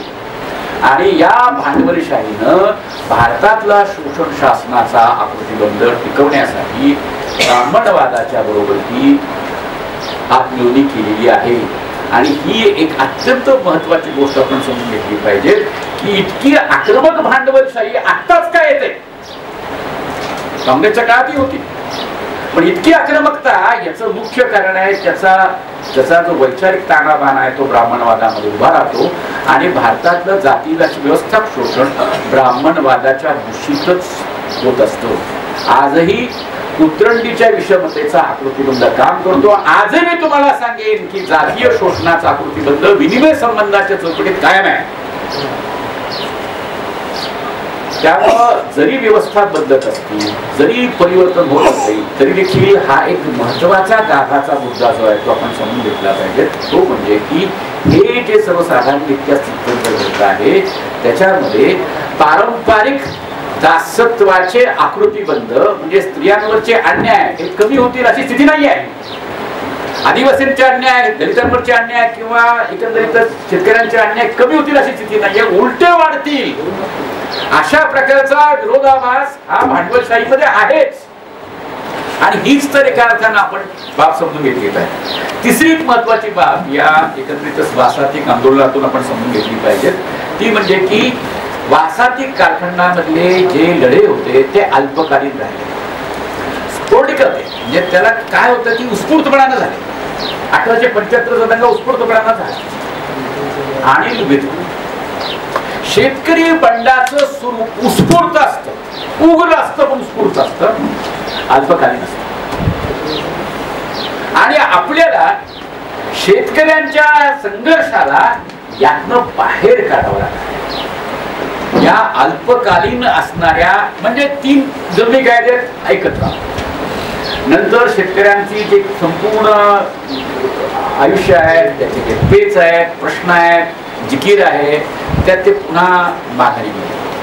त्यामुळे हा सगळ्यात महत्वाचा मुद्दा जो आहे तो म्हणजे निरंतर क्रांतीचा, निरंतर परिवर्तनाचा. आणि निरंतर परिवर्तनाच्या मध्ये तुम्हाला मी जे सूत्र सांगतोय आधीपासून की फुल्यांनी, बाबासाहेब आंबेडकरांनी सांस्कृतिक बदलाचा जो आकृतीबंध सांगितलेला आहे, सांस्कृतिक परिवर्तनाचा जो आकृतीबंध सांगितलाय तो शेतकरी परिघामध्ये आपल्याला पुढे नेता येईल का? त्यासाठी कालकुक्रमशीलता तुमच्यापाशी माझ्यापाशी आहे. केवळ केवळ आर्थिक प्रश्नावरती झटण्यातून आपल्या एकंदरीतच अक्षमता, जातीय अक्षमता, आणि जातीय अक्षमता कायम निर्माण केल्या जाणार आहे. आपल्यातले काही धनदानके हे व्यवस्थेबरोबर राहणारच आहे आणि ते म्हणणार की बघा माझा विकास झाला, माझी प्रगती झाली, भांडवलशाहीने माझी प्रगती केली. पण बहुतांश लोक हे शोषित पीडित राहणार आहेत. अशा स्थितीमध्ये आपल्या समोरचा मुद्दा आहे की हे अल्पकालीनता जी आहे सर्वसाधारणपणे शेतकरी एकदाची, ही अल्पकालीनतेला एका अर्थानं दीर्घकालीनतेमध्ये आणि टोकदार अशा असणाऱ्या बदलांच्या चौकटीमध्ये कसं विस्तारायचं, तर त्यासाठी पुन्हा एकदा महत्वाचा मुद्दा जो फुले करत होते, फुल्यांच्यामुळं जी सत्यशोधक जाणीव घडली ती कायम कृतीशील झाली. शेतकऱ्यांच्या प्रश्नावरती तुम्हाला गावोगावामध्ये आज सुद्धा जो माणूस लढाऊ आहे त्याला कुठेतरी फुल्यांची प्रेरणा, गावातल्या शेतकरी परिघामध्ये कृतिशील असणारा प्रत्येक व्यक्ती कळत न कळत त्या कृतिशीलतेमध्ये स्वतःला पाहतो. आणि त्याचं जे भान आहे की मी या अन्यायाला, मी या शोषणाला स्वीकारणार नाही, ते जे भान आहे ते भान हे प्रामुख्यानं सांस्कृतिक पातळीवरती विस्तारणं हा एक महत्वाचा आकृतीबंध आहे. आणि समजून घ्यायचा प्रयत्न करा तिथे वेगवेगळ्या चौकटीमध्ये आपल्या सर्वांना त्या अर्थानं ब्राह्मीकरण चाललेलं आहे, तेव्हा ब्राह्मीकरणाला थोपवणारा असा सांस्कृतिक लढा हा दीर्घकालीन चौकटीमध्ये असेल तरच आपल्याला शेतकऱ्यांचा दीर्घकालीन विस्ताराचा लढा उभा करता येईल. ही पण बाब आपण लक्षात ठेवली पाहिजे. चौथी बाब म्हणजे की आपल्याला जातीयंताच्या लोकशाही क्रांतीची एक वैचारिक भूमिका जी आहे ती भूमिका व्यापक चौकटीमध्ये बांधावी लागेल. शेतकऱ्यांचा केवळ प्रश्न हा त्याच्या शेवटाला जाईल ही स्थिती नाही. तेव्हा भारतीय एकंदरीतच मुक्तीचा जो पेच आपण सर्व चर्चा करतो त्याचं सुद्धा एक निधान असलं पाहिजे. त्याची सुद्धा एक धुळ्याचा भाग आहे, डांगचा भाग आहे. या भागामध्ये भिल्ल आणि अन्य आदिवासी जे समूह आहे ते समूह राहतात. या आदिवासींच्या वरती जी सत्ता प्रस्थापित केली होती ती प्रामुख्यानं पारशी सावकारांनी प्रस्थापित केली. पारशी सावकार जे आहेत ते पारशी सावकारांनी सत्ता प्रस्थापित करताना शोषणाचं दुसरं तंत्र विकसित केलं होतं ते प्रामुख्यानं दारूचे गुत्ते. या सर्व भागांमध्ये फार मी तुम्हाला म्हणतो तो मुद्दा बारकाईचा आहे ना आपणच जाणण्याचा आहे. शोषणाचे अनेक तंत्र तुम्ही फील्डमध्ये काम करता तर तुम्हाला शोषणाचे अनेक तंत्र माझ्यापेक्षा जास्त सांगता येईल. त्या काळातलं शोषणाचं तंत्र या पारशांनी विकसित काय केलं होतं, या आदिवासींपाशी उत्तम प्रकारची दारू गाळली जायची आणि ही दारू शरीराला अपायकारक नसायची. मी सांगतो तो मुद्दा हा मी समजून घ्या. ब्रिटिश पूर्व कालखंडामध्ये मोहापासून दारू गाळली जायची आणि मोहापासून दारू गाळण्याचा जो उपक्रम होता त्याच्यामध्ये ज्याला नवसागर म्हणतात, गुळ घालून दारू करणं हा जो प्रकार होता तो नव्हता. त्यामुळं आदिवासींच्या आनंदाची आणि आनंदाच्या आनंद उत्सवाची बाब म्हणून दारू ही प्रचलित होती. या पारशांनी त्याला बदललं आणि पारशांनी काय केलं तर पारशांनी तो गुळ मिश्रित दारू जे ते गुळ मिश्रित दारू आणली आणि त्या दारूचे गुत्ते सर्व भागामध्ये विस्तारले. खूप मोठ्या प्रमाणात आर्थिक लूट जी आहे तुम्हाला सगळ्यांना माहिती की भारतातली भांडवलशाही उभारण्यासाठी अशा प्रकारची मार्क्सनं शब्द वापरलाय प्रायमरी अक्युमुलेशन, प्राथमिक लूट. ही प्राथमिक लूट जी आहे ना ती प्राथमिक लूट पारशांनी कोणकोणत्या प्रकारे केली त्यापैकी हा प्रकार आहे. खूप प्रचंड लूट ही आदिवासींची या दारूच्या गुत्त्यामध्ये आणि त्यामुळे दारूच्या विरोधामध्ये देवीचा म्हणजे देवीच्या एका धार्मिक कल्पनेचा उपयोग करून त्यांनी या पारशांच्या विरोधात संघर्ष केला. त्याच्या अनेक प्रतिमान आहेत. म्हणजे ही गमतीदार गोष्ट आहे, बारकाईची गोष्ट आहे, परंतु आपण एक समजून घेतली पाहिजे. त्याच्यामध्ये कळत न कळत दोन गोष्टी आपल्याला पाहायला मिळतात. शुद्धतेचा आग्रह म्हणजे एका अर्थानं देवीच्या कल्पनेच्या पातळीवरती शुद्धता नावाची गोष्ट आणून दारू पिणं टाळणं, दारू विरोध आणि या पारशाला सुद्धा अस्पृश्यासारखी वागणूक देण्याचा प्रयत्न या परिघात झाला. तुमच्यापैकी अनेकांना लक्षात असेल त्याचे अनेक बारकावे आहेत. या बारकाव्याचा महत्वाचा मुद्दा काय आहे तर लढाई करताना जी प्रतीक जे एका अर्थानं प्रतिमा संस्कृती असते ती संस्कृती ही तुम्हाला डोळसपणानं पाहिली पाहिजे. तुम्ही केवळ मार्क्सवादाच्या पुस्तकी परिभाषेत राहिला तर इतिहास तसा नाही. इतिहासामध्ये प्रतीक चिन्ह याचा खूप महत्त्वाचा उपयोग असतो आणि त्या चौकटीमध्ये लोकांचे विग्रह साकार होत असतात. पारशांच्या दारूबाजीच्या विरोधामध्ये दारू नाकारणं आणि त्या दारू नाकारण्याच्या शुद्धतेची चौकट ही त्याच्या विग्रहात उभी राहत असते. हे असे अनेक बारकावे हे आपण समजून घेणं गरजेचं आहे आणि त्या चौकटीमधल्या या प्रतीकांना आपल्या लढ्यामध्ये आणणं गरजेचं आहे. म्हणजे ती धार्मिकता केवळ धार्मिकता असल्या कारणामुळे त्यांना आपण नाकारण्याचं कारण नाही तर धार्मिकतेला आपण रॅशनलायझेशनच्या विवेकीकरणाच्या परिघात कसं आणू शकतो आणि आपण त्याचा कसा एका अर्थाने विस्तार करू शकतो याची पण गरज आहे. अशा अनेक तपशील मुद्दे आपल्या वसाहतपूर्व चळवळीच्या संबंधात आहेत. तुमच्यापैकी बहुतेकांना माहिती असेल नसेल परंतु अक्षमता वेगवेगळ्या प्रकारच्या असतात. जेव्हा जेव्हा आपण जमीन वाटपाचा मुद्दा आला, कृती आंदोलनाच्या संबंधात कोकणामध्ये असो किंवा तेलंगणाचा लढा तुमच्यापैकी सगळ्यांना माहिती असेल की तेलंगणामध्ये मोठं बंड झालं आणि त्या बंडामध्ये फार मोठ्या प्रमाणात शेतकरी सामील झाले. दलित शेतकरी होते, आदिवासी शेतकरी होते. आणि तुम्हाला महत्त्वाची गोष्ट नोंदवावी लागेल की त्यांना ज्या जमिनी वाटल्या गेल्या त्या ताब्यात राखता आल्या नाही. त्या ताब्यात राखता आल्या नाही. जे पारंपरिक शेतकरी जातीचे होते त्यांनाच जमीन फेरवाटपातल्या जमिनी ताब्यात ठेवता आल्या. तेव्हा आपल्या एकंदरीतच भारतामध्ये शेतकरी समूह जो आहे तो समूह जातीच्या अशा वेगवेगळ्या स्तरांवरती वगळला जातो, एक्सक्लूड केला जातो. एक्सक्लुजनच्या अनेक चौकटी काम करत असतात. आदिवासींच्या संबंधात, दलितांच्या संबंधात त्या काम करत असतात. त्याच्याबद्दलचं भान ठेवणं गरजेचं आहे. कम्युनिस्ट वर्गीय एकतेसाठी म्हणून तुम्ही जर हे वगळण्याचं जे चक्र जातीव्यवस्थेनं निमित्त केलेलं आहे त्याला जर संमती देत असाल तर तुम्हाला क्रांतिकारी भान आणि क्रांतिकारी परिवर्तन पुढे देता येत नाही याची दखल आपण घेतली पाहिजे.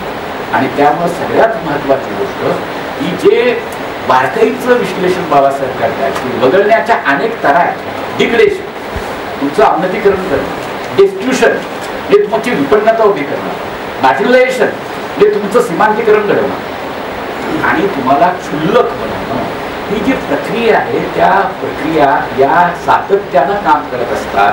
आणि त्या प्रक्रियेचं भान ठेवून जातीचा, जमातीचा प्रश्न, शेतीचा प्रश्न, वर्गाचा प्रश्न, याची पितृसत्तेचा प्रश्न, याची नीट सांगड घालण्याचा मुद्दा हा प्रामुख्यानं आपल्याला वसाहतपूर्व लढ्यांच्या एकंदरीतच अभ्यासातून समजून घेतला पाहिजे असं आवाहन करतो. आणि खरं तर मला हा सन्मान वाटतो विद्यापीठांच्या मंचावरती बोलणं. यात मला काही स्वारस्य फार नाही, व्यवसायाचा भाग आहे. परंतु जे प्रत्यक्ष काम करतात अशा कार्यकर्त्यांनी माझ्याशी संवाद केला त्याबद्दल आणि त्यासाठी तुम्ही मला बोलवलं त्याबद्दल तुमचे सगळ्यांचे आभार मानतो. आणि तुमचे प्रश्न असतील, मला माहिती आहे की काही अत्यंत किचकट असं एक महत्त्वाचं गंभीर विधान कॉम्रेड शरद पाटलांनी केलं. आणि हे विधान महत्त्वाचं यासाठी आहे की या सर्व चळवळीमध्ये स्त्रिया असल्या तरी देखील स्त्रियांच्या हितसंबंधाची आणि स्त्रियांच्या सहभागाची एका अर्थानं जाण ठेवण्याची भूमिका नसते. सबाल्टन स्टडीजचा उल्लेख त्यांनी केला. सबाल्टन स्टडीज यांनी आदिवासी बंड, शेतकऱ्यांची बंड याच्यावरती 4 खंड लिहिले. आणि 4 खंड लिहिताना त्यांनी हा मुद्दे बघा आहे, खाप पंचायती आणि खाप जातीची जाणीव कशी काम करते. या गुजरातमध्ये पाटेदार जातीच्या मध्ये खिडकी ही संकल्पना आहे, गोळ ही संकल्पना आहे आणि क्षेत्रकल्पना 84 देश अशा वेगवेगळ्या प्रकार समुदाय कल्पना काम करतात ते त्यांनी सांगितलं. आणि महत्त्वाचा मुद्दा की ही समुदाय कल्पना कुठून उभी राहते, त्या पाठीमागं स्त्रीचा एक्सचेंज, स्त्रीची घेवाणदेवाणी तत्व जे आहे त्या तत्वामध्ये जात उभी राहते, त्याच्यामध्ये जमात उभी राहते, त्याच्यामध्ये समुदाय उभा राहतो. आणि त्याकडे दुर्लक्ष केलेला या सबाल्टन स्टडीजनं असा एक महत्त्वाचा आक्षेप घेतला. तो फार बरोबर रास्त नाही. काहीच चळवळींच्या मध्ये या त्याचं भान दिसतं. आता आपण प्रत्येक सरकारचं उदाहरण घेऊ. प्रति सरकारमध्ये पारंपरिक नीती चौकटीमध्ये स्त्री तत्व आहे. त्यामुळे स्त्रियांचा आदर करणं, स्त्रियांच्यावरती अत्याचार करणाऱ्या नवऱ्यासहित सर्व लोकांवरती सरप बसवणं. जे स्त्री सासूरवासीन स्त्री आहे तिला त्रास देत आहे तर हे प्रति सरकारचे कार्यकर्ते जायचे आणि त्याला चाप बसवायचे. अन्याय करणाऱ्या कोणत्याही घटकाला बलात्कार करणारा शासन, डायरेक्ट शासन करणं असा हा प्रतिबंध होता.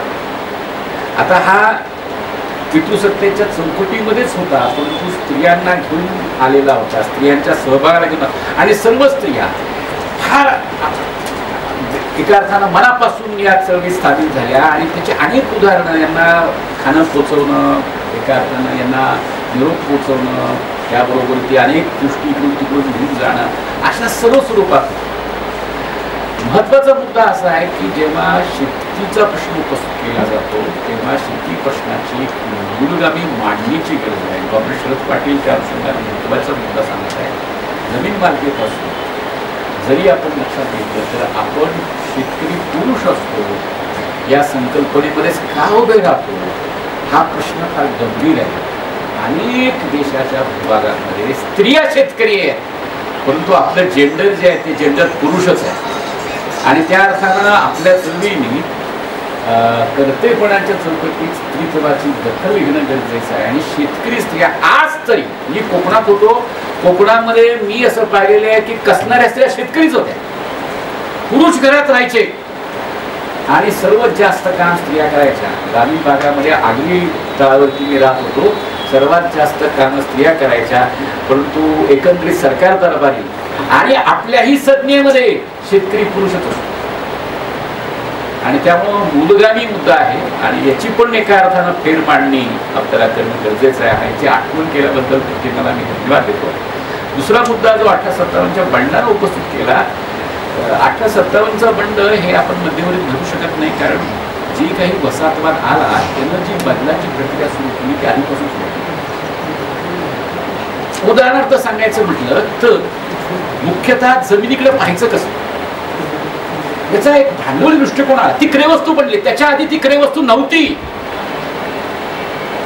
तुम्हाला म्हटल्याप्रमाणे जे सरंजामी जातीय शोषण शासन तीव्र झालं त्याचं कारण जमिनीचं वस्तुकरण आहे, जमिनीचं क्रयवस्तुकरण आहे. ते आधी आलं. रिकार्डो यांना रेंटची कल्पना, रेंट ही कल्पना फार महत्वाची आहे. रेंट म्हणजे खंड.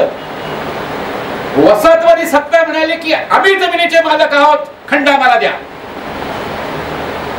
शेतीचं अरिष्ट वाढलं, शेतीचं शोषण वाढलं, त्या पाठीमागे हे धोरण आहे. 1813 मध्येच ही मोनोपॉली नष्ट करायचा प्रयत्न झाला. म्हणजे भांडवली प्रक्रिया म्हणून जे सुरू झालं ते प्रकरण 1813 मध्ये सुरू झालं. सत्ता होती ईस्ट इंडिया कंपनीची, परंतु ब्रिटिश इंडिया कंपनीचा व्यापाराची मोनोपॉली 13 मध्ये नष्ट केली. फक्त कॉफी आणि चहा याच्या संबंधामध्ये फक्त मोनोपॉली होती, बाकी सगळी मोनोपॉली नष्ट केली आणि ती 33 मध्ये नष्ट केली. त्यामुळे ब्रिटिश ईस्ट इंडिया कंपनी हे या ब्रिटिश सरकारचं भाषातिक एक्सटेन्शन होतं, ते 57-58 मध्ये नष्ट करण्यात आलं. क्राऊनची सत्ता. तुमचं म्हणणं बरोबर आहे, क्राऊनची सत्ता आहे. दुसरा महत्वाचा मुद्दा जो आहे तुम्ही समजून घ्यायचा प्रयत्न करा की महात्मा फुल्यांनी 1857च्या बंडाला भट पांड्यांचं बंड म्हटलं. शेतकरी होते. गौतम भद्रा नावाचे एक अभ्यासक आहेत, त्यांनी 4 प्रमुख समूहांचा सहभाग नोंदवलेला आहे. त्यातला एक समूह आहे तो मुस्लिम, फाटका मुस्लिम. मौलवी अहमदुल्ला नावाचा एक फकीर हा अवधमध्ये उभा राहिला आणि त्याच्या भोवती सगळे फाटके कारागीर, गरीब मुसलमानी करून. दुसरे होते तो या ज्या भागामध्ये आंदोलन तीव्र होतं, हा जाट बहुल इलाका जो आहे त्याला शहामल नावाचा, बैरोट नावाचा इलाका. तुम्ही ज्या भागामध्ये जिथून गेलात आणि जी जनसंख्या दिल्लीच्या आंदोलनात होती, हा बैरोट भागातला शहामल नावाचा जाट पुढारी जो होता तो 84 गावांचं पुढारपण करणारा एक नेता.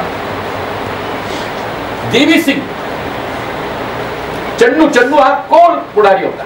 हे वेगवेगळे शेतकरी जातीचे पुढारी होते, पण त्यांचे इच्छित काय, त्यांचा हेतू काय तुम्हाला मी सांगतो तो मोठा महत्वाचा आहे. शेतकऱ्यांना त्यांची विचारसरणी, स्वायत्त विचारसरणी जोपर्यंत भान येत नाही तोपर्यंत ते फक्त राजसत्ता बदलाचं भान घेतात. आणि त्यामुळे ते म्हटल्याप्रमाणे पुन्हा बहादूरशाह जफर, पुन्हा तात्या टोपे, पुन्हा नानासाहेब पेशवे, पुन्हा तीच सत्ता. म्हणून फुल्यांनी त्याला भटपांड्यांचं बंड म्हटलं, कारण ती जुनी व्यवस्था पुन्हा आणण्याचा प्रयत्न केला. शेतकरी आंदोलनामध्ये जुनी moral economy, pre colonial moral economy परत यावी अशी आस होती. कारण त्याच्यामध्ये शोषण नव्हतं, हे इतकं निर्मम शोषण होतं. जमिनीचं क्रयवस्तुकरण झाल्या कारणामुळे तुम्ही जे गमावलं, साक्षात गमावलं, हे इतकं तीव्र होतं की त्यामुळे त्यांना जुनी व्यवस्था परत याविषयी वाटत होती. त्यांना ती आश्वासक वाटत होती. परंतु ज्यांना कळत होतं फुल्यांना, त्यांना त्यातलं मर्म समजलं होतं, म्हणून त्याला भटपाडण्याचं म्हटलं. आणि त्यामुळे अर्थातच आपण नीट समजून घेणं गरजेचं आहे की केवळ शेतकऱ्यांना किंवा कोणत्याही शोषितांना आपण प्रत्येक वेळेला निरागस मांडण्याची चूक करू नये.